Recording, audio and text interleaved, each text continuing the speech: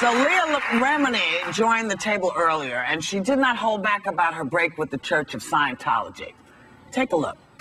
You know, Scientology is the controversial religion shrouded in mystery and infamously hostile to those who leave the fold. Leah Remini is perhaps the most famous person to break with the church, and she opens up in her new bombshell memoir called Troublemaker, Surviving Hollywood and Scientology. So everyone, please welcome Leah Remini.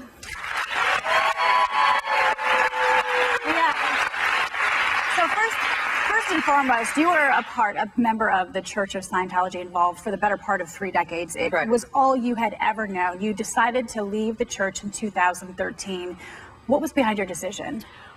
Well, it was a lot of things, which is why I wrote the book, because I can't just say why I left in one sentence. So, but it was 6 years of questioning, and I just could no longer subscribe to what I was part of for most of my life, like you said, and I started looking. I mean, that's the thing, you should be able to question an organization that you've been faithful to, that you've dedicated your life to, your family's life to, and then when you ask those questions, you shouldn't then be punished. And so that was occurring. If I'm looking at things on the internet, I should be able to do so, and then I was going to the church, trying to get some answers, and for that I was interrogated and punished for. And so it was over 6 or 7 years I was trying to make changes. You should be allowed to critically think. You said it was. I don't want you guys fighting. That's not something that's going to happen on my watch. That's right. That's right. You said it was your decision to leave, but a church says you were expelled. So why is there a conflict? You know, it's the game, I guess, which I don't really want to be part of. We reached out to them, and they say Leah Remini knows the truth. She conveniently rewrites in her revisionist history. The real story is that she desperately tried to remain a Scientologist in 2013, knowing full well she was on the verge of being expelled for refusing to abide by the high level of ethics and decency Scientologists are expected to maintain. Her repeated ethical lapses and callous treatment of others led to an ecclesiastical review, which resulted in her being expelled. That's a lot. I never received a review of sorts. It sounds like they're referring to some kind of review that had gone on. But again, you know, I'm a flawed person. I was in the church. You know, when you're seeking help, I mean, for 30 years, over 30 years, I was in the church. I mean, that's what we're doing there, is trying to be a better person. So I don't know if that's an endorsement, such a shining endorsement for them. Can we go back to the beginning? Yeah. So you started in the church because of your family? Yes, my mother got into it. How was it growing up in the church? Well, I grew up, my mother got into Scientology when I was young. My sister and I were very young, and so we learned things like communication and did courses instead of doing things that children were doing. So I can't take away some of the positive, right? Because it made me who I am today. So I don't want to sit here and bash something that I spent my whole life in. The fact that I'm no longer there, it doesn't take that away. Your mother was attracted to something. What was she? My mother, like most Scientologists, because they're good people, they believe that they're saving the world. They believe they're doing something good for themselves, for their families, for the world. So, you know, being born and raised in Brooklyn, you know, my mother thought, what better thing to do than to save the world? You know, I want something more for my girls. I want them to leave their mark on the world in a positive way. And so it's really... My mother left with me, which is not usual.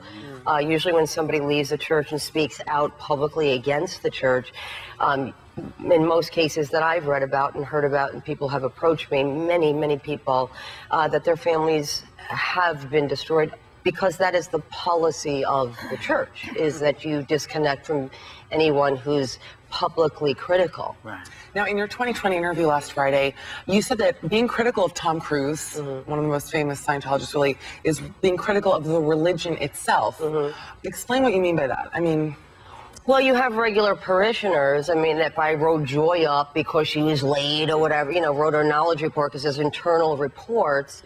Some of these reports would just be thrown away because that is the culture. We're required to write knowledge reports on each other, so it sets It's up like snitching. Yeah, like a narc. It's called a knowledge report? It's called a knowledge report, which I wrote many. I mean, I can't exclude myself. So we're supposed to write like, Paula did something bad. Yeah, like if Paula was unprofessional, and That never happens. No. Paula has some reports I that know, we need I to know. send. And so then What happened? No, but then you get sent to their justice department, and they deal with you, and you have to kind of make amends for what you did. What's the worst thing that anybody does, though, that needs to be written up? Oh, it ranges from, cheating to drinking too much to disrespect to making a joke. And so in my case... Making a joke? Correct. Oh, we did great there. Yeah. Yes. You said they deal with you, but how do they They deal with you, like I said, they administer their ethics. So was Tom onto Cruise you. kind of exempt from that, or was he a big part of that? It's not really about Tom. I know we're making it about Tom and the... Well, but you're a he celebrity too. I mean, did you here's get the special thing. treatment Well, I'm there? not I can't take away the fact that Tom Cruise is Tom Cruise, right? I respect him as that. But when you're in the church, we're on the same team, and we're doing the same work. And you're going to abide by the same policies that most people do. And if there's a policy on disconnection, and average families were being told they need to disconnect from their sons, their daughters, so do you need to. Right. And the same justice that was being applied to me needs to be applied as well to you. But it wasn't just Tom. And then my book is not about bashing it. My book is not about going on and on about, because I don't want to give people that idea. The book is about my struggles in my life and in Hollywood, and that I didn't give up, and that there's ups and downs in this business, there's ups and downs in life. You waited 2 years since you left to write the book. Why Right. did you wait 2 years? Well, because I wanted to take a minute, because I got a mouth on me, and We love that mouth. Yeah. Thank you. I appreciate it. And I really did want to take a minute to think about what I wanted to say. And I also wanted to point out my flaws, because I know that's what was going to be done. But I also wanted people to know that it's okay. You're going to go through life. You're going to make mistakes. You're going to do things that you're not proud of. But you can come out of it as well if you're in a bad relationship, be it an organized religion or a bad relationship, that it's never too late to start again. And that's what I feel the book is about, really. All right, Leah, stick around. We're going to be right back with more of Leah Remini.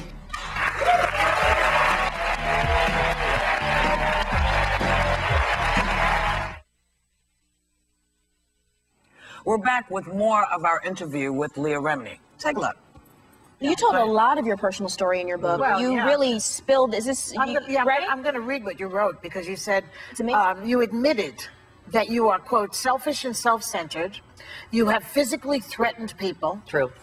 People are physically afraid of you, I guess. Okay. And your husband is a serial cheater, and your mother was a slut. Wow. Why were you so Well, it was the funny? 70s, so she was, doing drugs at that time. It's like in a nice way, like, oh my God, my mom is such a slut. Yeah, exactly. Like, my mom is a slut, though, for real. Because at 70, she's doing stuff that you don't think 70-year-olds should be Well, doing. my mother did get a tramp stamp recently. Did she? I love her. You know, it's hard to get nuance in a book. No, you're right. Okay? You're right. So when you're you say my mother's such a Well, slut, no, it doesn't read she like was that. in the 70s. Yeah. I mean, it was. Well, A lot of people not anymore. Not anymore. I mean, her husband wishes she Why was. did you have to be so forthcoming, Yeah, though? what I mean, was you're that so forthcoming and so personal. Why did you have to reveal so much? Did you almost feel like you had to get a jump on the story that might be told from another Well, party? I know the policy of the church when someone speaks out publicly against them. So I know that there's how they deal with people like me. And so they would take something out of context or in my confessions and put that out on the street. So, So a lot as of long as you times. stay, you're okay. But once you leave, then things Well, happen. you're okay to leave, just don't talk about it. And that's why it was important for me. I could have left, and after reading hundreds of stories of heartbreak, I was like, okay, I'm not crazy. This is happening to other people. I felt they needed to know that I was willing to take the step forward and go, I got to be public. Do you think that all of the attention that has now, in the last 3 or 4 years, that's been focused on Scientology? Because, you know, many people are afraid to even say the word because rumor has it they come after you. Well, they do. But the thing is, you can't be afraid. I'm not afraid. So you can come after me. You can make the public statements that you need to. My story's been told. It's my story. Right. And it's something that I wanted to do to let people know it's okay. I'm here. I'm happy. I have my family. I'm moving on with my life. I wrote a damn book. I mean, I'm from Bensonhurst. I mean, I'm proud of myself. And you know what I mean? And to me, to be able to tell it is an amazing thing. But again, I can't discredit the things that I learned because, you know, as a young person being told you have the power, you're the cause of your life, you are not a child, you're a spiritual being, you know, I'd walk into rooms like, what's up? Yeah. You know, You had a lot of confidence because of what you learned. So it gave me a lot of confidence. I mean, it's bossing people around because thinking I'm a spiritual being. You know, I'm not my body's 9, but I'm like big. So it did. It gave me confidence, and I can't take that away. I want to ask you, was it hard to convince your mom to leave as well? Because she had been in it longer than you. My mother, yes, because she got us in it, but also my mother was at the top of this spiritual chart that they have, and she had reached... Because of the bridge to total freedom, is that what? Yes, and there's steps to this bridge, and she was You at the pay top for of those the... steps. Oh, huh. Yeah. Thousands, A lot of money. Hundreds A lot of of thousands. money. Hundreds of thousands, Wow. yes. Yes, and she had spent most of her life in it, Right. dedicated to it. Let's say you know somebody who's going through what you went through, what you're going through. What would you tell them? I would say you're not wrong. You're probably right in what you witnessed. Don't question yourself and just take the step. Would you say that if you leave the church, keep your mouth shut? No, I wouldn't. No. Because I feel... I mean, it's a lot easier if you do. Okay, and then you stand for nothing. I mean, to me, then you stand for nothing. So yeah, you gotta.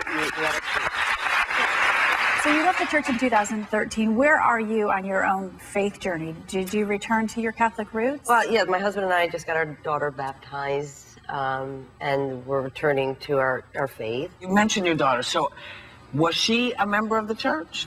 My daughter was never a member, although we took her there at times when we were doing our services. I never did indoctrinate her. I know I didn't want this for her. Right. You become very dependent on the church to fix all of your problems. So if I had a problem with you, I'd write a report on you, and the church would deal with you. You wouldn't And have to I wouldn't really directly deal with her, Oh. you know. And so I thought, well, all these stories that I'm reading on the internet of people choosing the church over their own family, I thought it will be my fault because I would have taught her to protect the church first and have her loyalty to them, and not to me. So. Leah, it's very interesting to hear. Good luck to you. What's Thank next you. for you? Well, I'm doing the book, and then I don't know. I'm going to live my life. I'm thanking Leah Remini, and we'll be right back. Dancing with the Stars cast-offs Andy Grammer and Allison Holker take a final spin next.